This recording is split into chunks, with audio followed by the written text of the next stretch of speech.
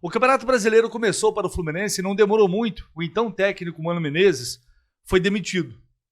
E o cenário naquele momento era muito ruim, né? Um elenco que estava, grande parte do elenco rachada com o treinador, né? Ninguém falava mais a mesma língua. O clima do treinador com o torcedor também era muito ruim. E o Fluminense estreou no Campeonato Brasileiro perdendo para o Fortaleza com uma atuação sofrível lá no Castelão. Esse Fortaleza que está aí penando, levando goleada e fazendo jogos também ridículos, né, como fez ontem contra o Flamengo. Depois disso, vem Renato Gaúcho. E a gente, naquele momento, a gente olhava para frente e via o mês de abril ali acabando e viria o mês de maio com um jogo atrás do outro. Abril, não abril acabando, mas enfim, já se iniciava ali e já a gente olhava num curto prazo, jogo atrás de jogo, 3 competições simultâneas e tudo isso em meio a uma preparação para a Copa do Mundo de Clubes, para o tão esperado Mundial, uma competição que todo clube brasileiro gostaria de estar. E o cenário não era positivo. Quem aí vai se lembrar do Milito se recusando a vir para o Fluminense? Uma das justificativas era: não terei tempo para treinar, não terei tempo para trabalhar o time. E aí veio o Renato, com esse mesmo problema, né? Muito pouco tempo de treino, tendo que ajeitar muita coisa na base da conversa e, evidentemente, entregar resultado. E por isso, esse Renato Gaúcho chegou um Renato muito mais resultadista, e ele foi direto em algumas entrevistas coletivas. Olha, eu estou preocupado com o resultado. Falou isso contra a presidência, depois da goleada sobre a presidência lá em Brasília. Eu estava na entrevista coletiva. E ele falou: eu vou entregar resultado. Não estou preocupado com desempenho. Não tem tempo para treinar, não tem tempo para se recuperar, esse calendário é absurdo. O Renato Gaúcho falou isso lá. E curiosamente, depois daquele jogo, o Fluminense vem evoluindo de maneira gradual e constante. Hoje, o Fluminense do Renato Gaúcho entrega resultado com desempenho, que é o mundo ideal para qualquer torcedor. Obviamente que nem sempre é possível, mas a gente vinha cobrando não só grandes jogos, como foi um grande jogo contra o Vasco, um grande primeiro tempo contra o Once Caldas e um grande primeiro tempo ontem no Beira-Rio. O primeiro tempo que encaminhou uma vitória gigantesca, maiúscula, contra o Internacional. Acho que dá para dizer, uma espécie de segunda, de terceira casa do Fluminense que virou o Beira-Rio, convenhamos. Mas quando a gente cobrava, e o Renato sabia disso, e ele entendia e concordava em algumas oportunidades, era mais entrega, mais disposição, mais atenção, mais foco, mais vibração, um time mais coeso em campo, e é justamente o que a gente está vendo.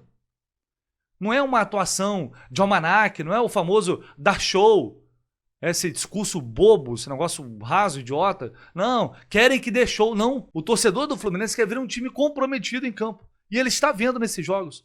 Ontem o Fluminense contra o Inter foi taticamente uma equipe no primeiro tempo praticamente perfeita. E o Renato, vale que mais um elogio para o Renato, porque aqui assim, eu não vivo de narrativa, né? Eu não dependo de narrativa, de ter que criticar por criticar, ou elogiar por elogiar. Quando eu acho que tem alguma coisa errada, eu discordo de alguma visão do treinador, do jogador, eu coloco aqui a minha opinião, assim como todo mundo tem a sua própria opinião.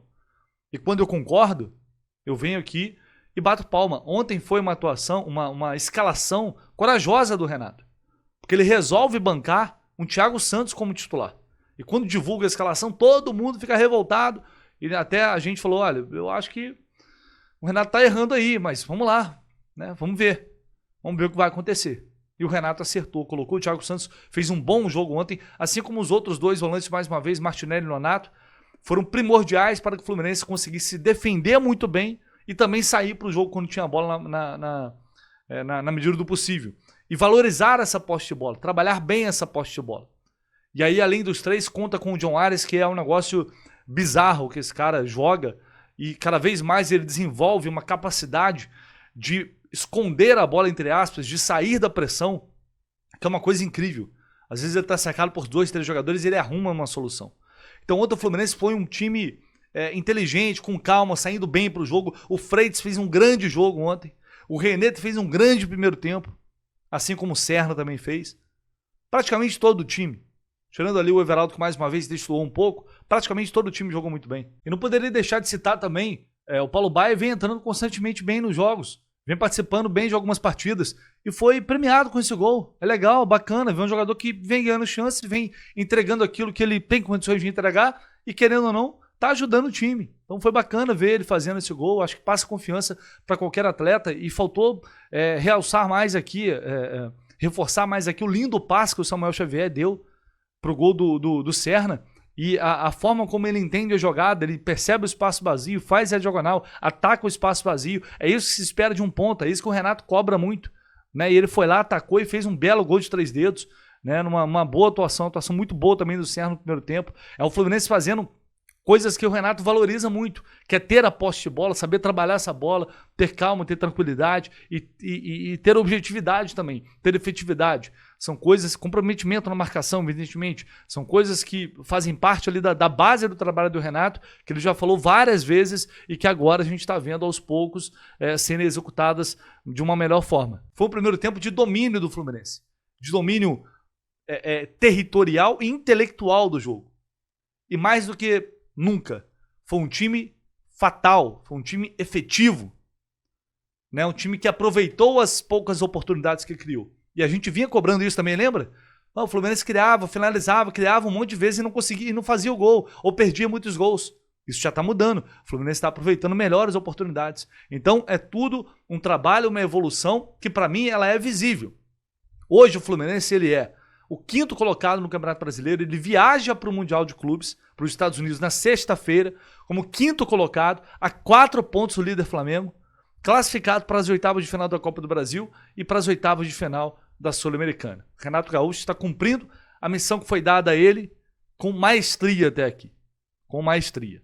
E principalmente, levando em consideração essa evolução técnica da equipe, coletiva acima de qualquer coisa, é mais do que jogar muito bem, é mais do que finalizar mais, do que criar mais, é uma evolução tática e coletiva do time. É isso que nos dá segurança, aí sim.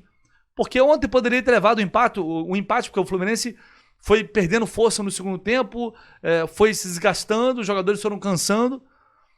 O Renato demorou até um pouquinho a mexer no time. Acho que ele poderia, por exemplo, ter tirado o Everaldo muito antes do jogo, mas soube se defender.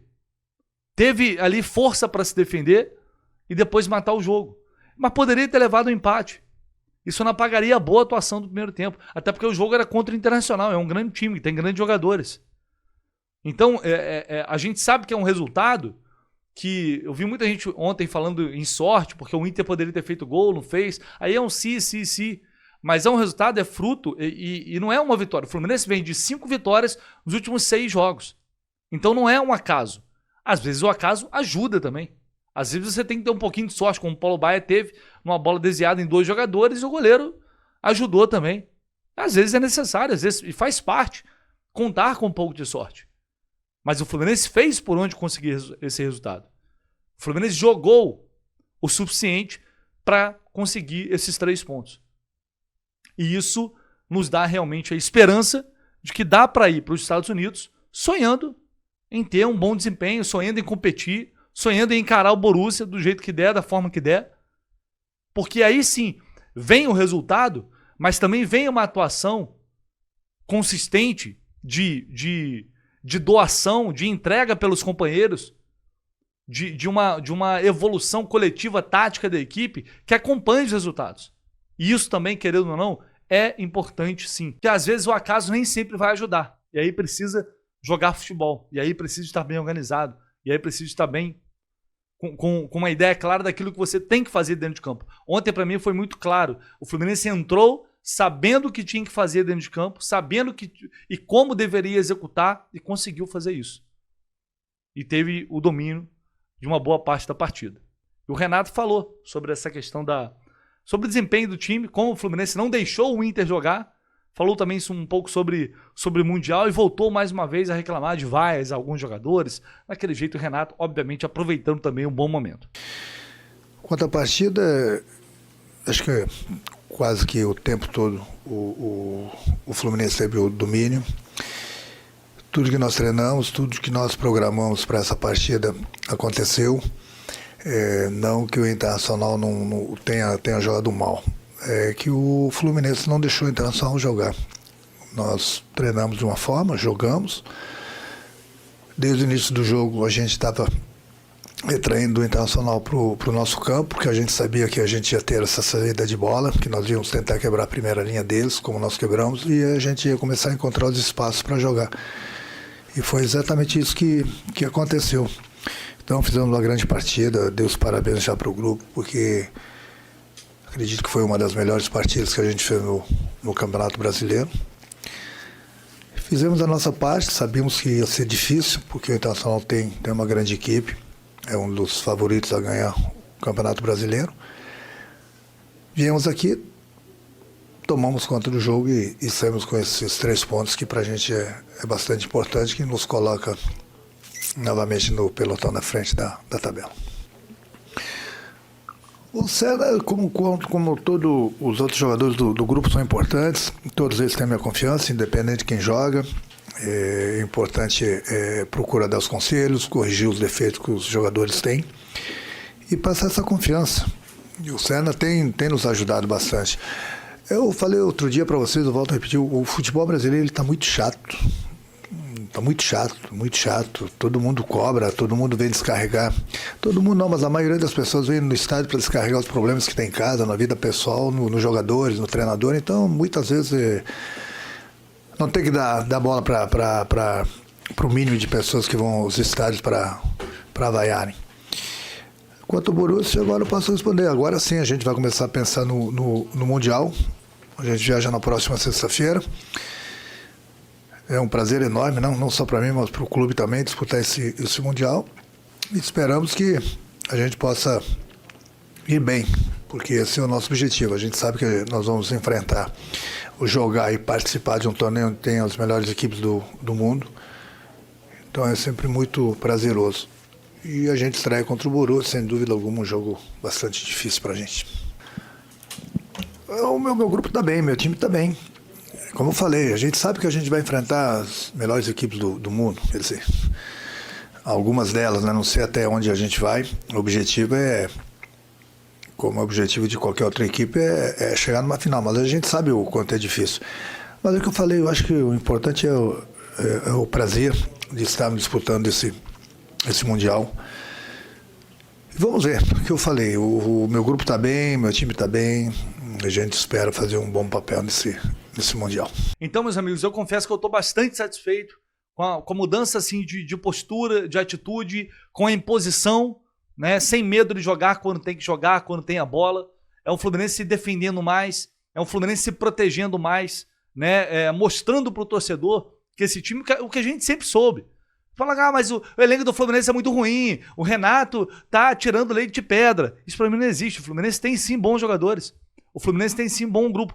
É claro que precisa de reforços, é claro que tem carências, é claro que é um time que vai oscilar. Vai, porque não tem dos elencos mais fortes do país. Mas tem um grupo com atletas que podiam e podem entregar mais do que vinham entregando. E a prova está aí. É um time que hoje ele está competindo em todos os sentidos. E isso aí é fundamental. Não só pensando em Mundial de Clubes, mas pensando no restante da temporada. O que vai acontecer, a gente não sabe. Mas essa postura, essa forma de encarar os adversários, de vibrar, de lutar por cada bola, é isso, sem dúvida alguma, que vai fazer o diferencial para o Fluminense alcançar os seus objetivos ou não em 2025. Deixe aí o seu like, seu comentário, se inscreva aí no canal se você concorda, se você discorda, fique muito à vontade. A gente volta ao longo do dia com mais informação. Hoje é um dia cheio, com o sorteio de Sul-Americana, com o sorteio de Copa do Brasil. Vamos conhecer os adversários do Fluminense nas duas competições. Então fiquem ligados que vocês vão acompanhar tudo aqui no canal do Lessa, como sempre. Inclusive no sorteio da Copa do Brasil, eu estarei direto ao vivo lá da CBF. Valeu, pessoal. Tamo junto. Abraço.